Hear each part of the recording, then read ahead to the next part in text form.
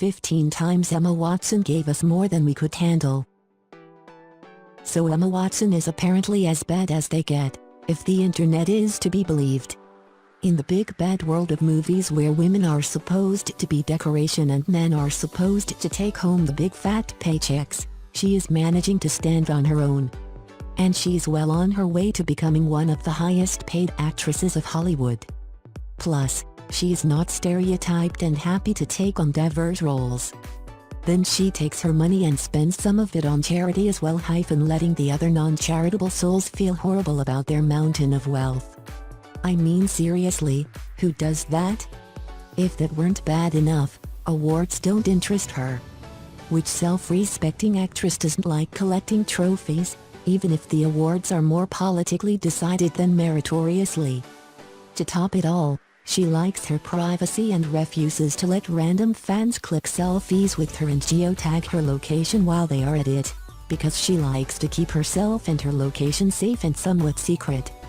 In short, she has the beauty and the brains to manage it all. Here are 15 times Emma Watson gave us too much to handle. She's clearly a woman after our own hearts. 15. When awards were just too mundane for her.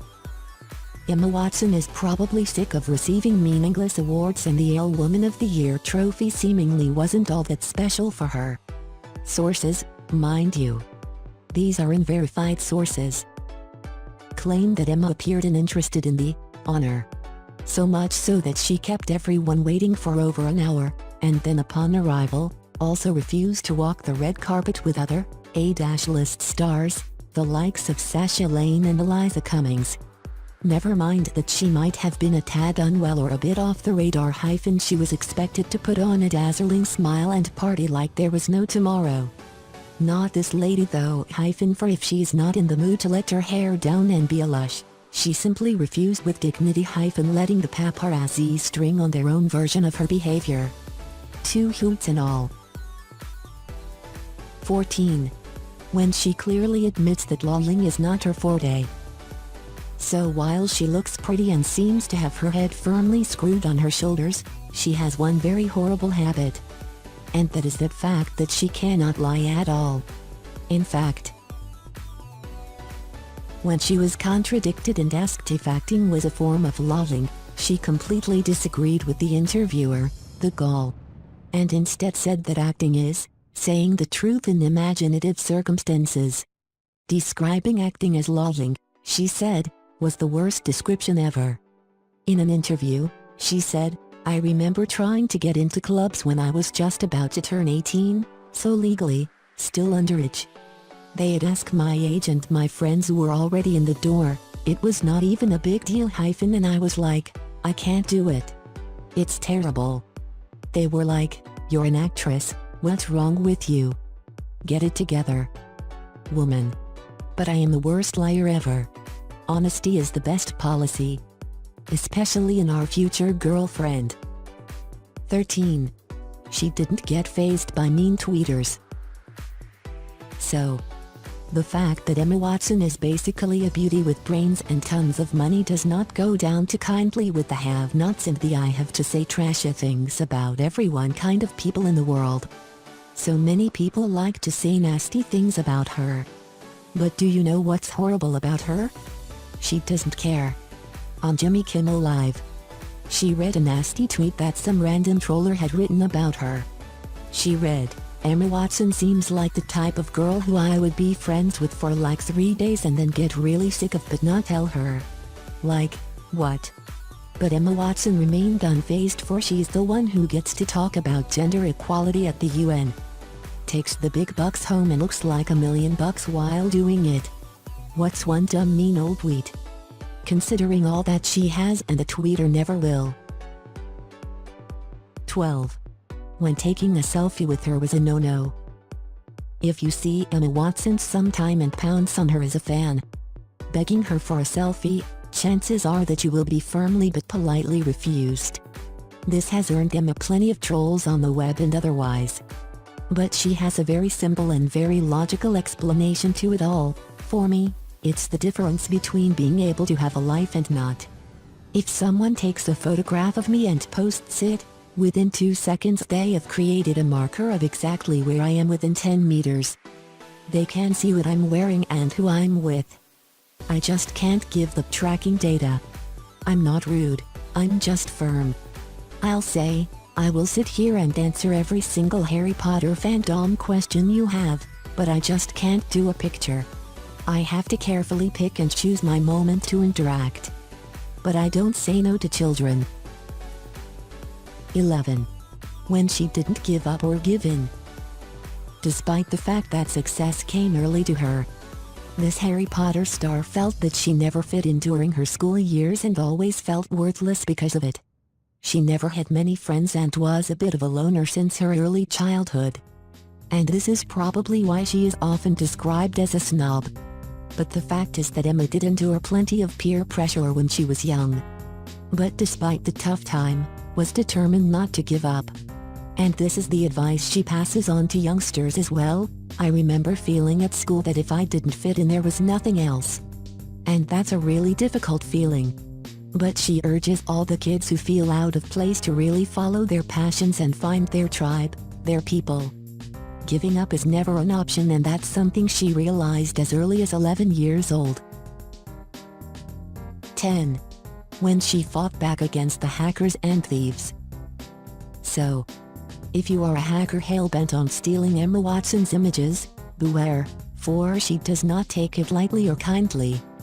In 2014, after her acclaimed UN speech about gender equality and feminism went viral, hackers and trollers said that her private photos would soon be posted online. A user on 4chan threatened to post revealing images of the actress, setting up a countdown to the event. It never happened, despite other users applauding the event.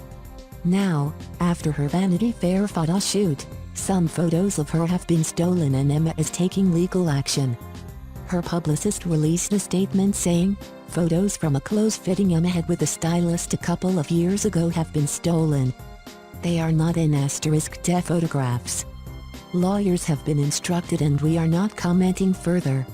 So clearly, the threats of hackers and trollers do not weigh heavily upon her, and neither can she be scared into submission. If they fight nasty, she can be nastier, but in a legal way. 9. When she was an unapologetic and strong-minded feminist. She is a kick-ass girl. She knows when to be cheeky or irreverent, and when to get down and at it. This young UN Women Global Goodwill Ambassador is trying to put feminism in a calmer and kinder light.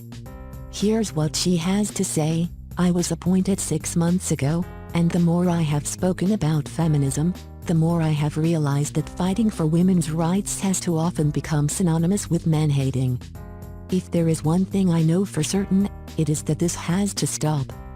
For the record, feminism, by definition, is the belief that men and women should have equal rights and opportunities. It is the theory of the political, economic, and social equality of the sexes. It is time that we all see gender as a spectrum instead of two sets of opposing ideals. Clearly, the girl means business. And it's time we stopped seeing her as just an actor but as someone trying to do her bit. One baby step at a time. 8. When she still did what she wanted because it's her body. Emma Watson likes to do things her way, and the bold and rather risque Vanity Fair shoot proves that she is not afraid to show skin. For it is completely her choice to do so. Critics targeted her by calling her, at their most polite, a hypocrite for doing a shoot that showed a hint of her chest, while faffing about feminism, on the other hand. Her answer silenced the dissenters. "It just always reveals to me how many misconceptions and what a misunderstanding there is about what feminism is. Feminism is about giving women choice. Feminism is not a stick with which to beat other women with. It's about freedom, it's about liberation, and it's about equality. I really don't know what my chest has to do with it. It's very confusing. I'm confused. Most people are confused. No. I'm just always just quietly stunned." And she goes about her business of show business her own darn dang way. 7. When she accepted a gender-neutral award with pride. so while the Elle Award didn't excite her all that much, the MTV newly minted gender-neutral Best Big Screen Actor did. She was enthusiastic and in a bit of a didnt gave a very sweet acceptance speech as well, saying, "The first acting award in history that doesn't separate nominees based on their sex says something about how we perceive the human experience." However, many in the showbiz aren't such big fans of gender neutrality. Case in question, the Good Morning Britain host Piers Morgan. The gentleman is not known for a shy or reticent character at all, and nor is he reluctant to pick fights.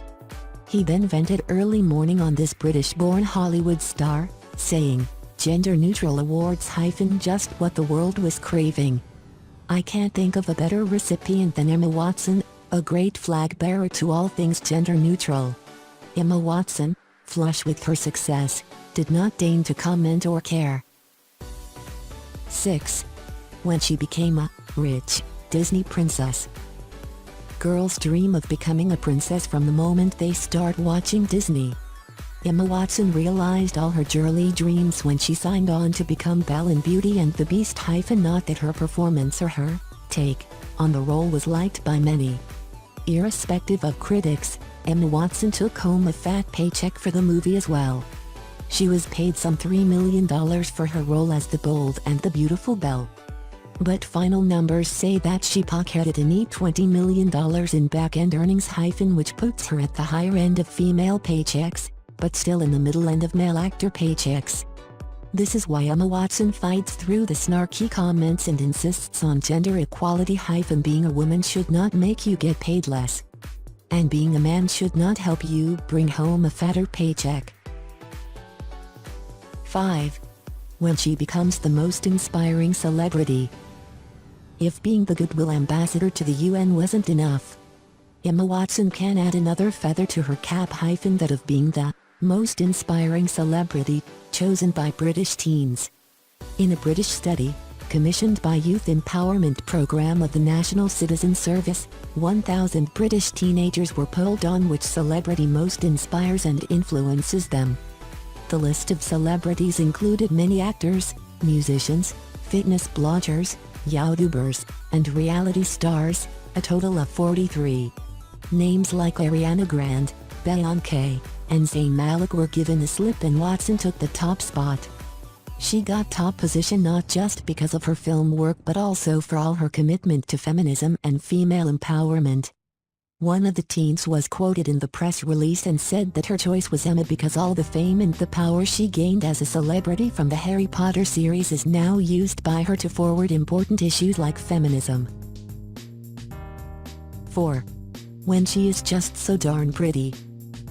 Youth is on Emma's side, and with her flawless skin, her belle of the village looks, and the impeccable dressing, she is quite the head-turner. In fact, even when she was more of Hermione Granger than Emma Watson in Harry Potter, there are times she cleaned up so well.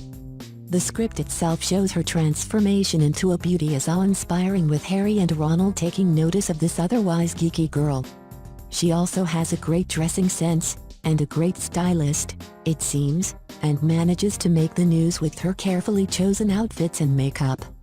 Obviously, looking good is part and parcel of showbiz.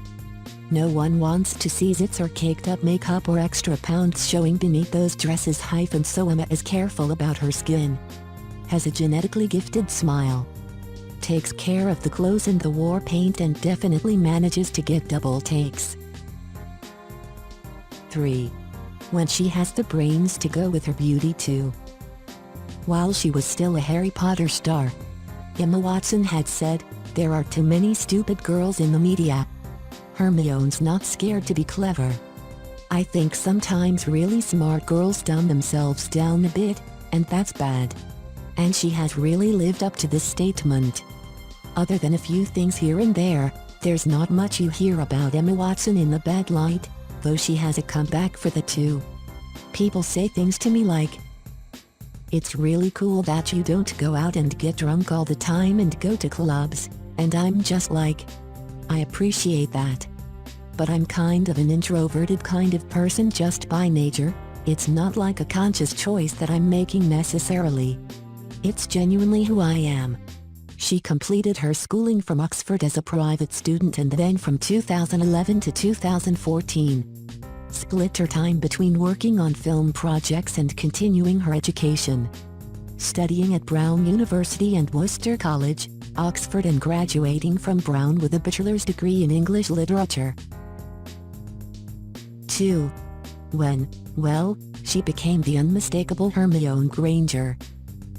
Once the movies were out, girls the world over envied Emma for landing Hermione's role. Getting the role basically boiled down to sheer luck when some casting agents visited British schools looking for actors to portray Harry, Hermione, Ron, Draco and the rest. I was asked up to David Heyman's The Producer office with Rupert. David sat me down and said, "You have got the part." It was so cool.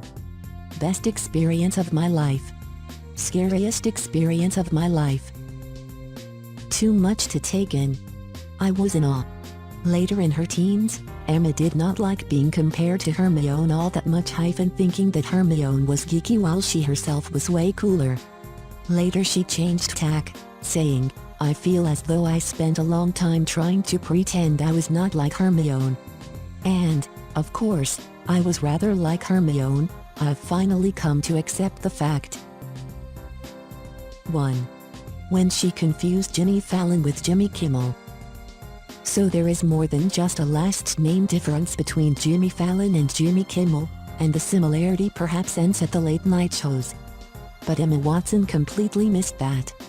When she came onto The Tonight Show hosted by Jimmy Fallon, she was honest enough to remember her first time on a show with Fallon that didn't go down too well.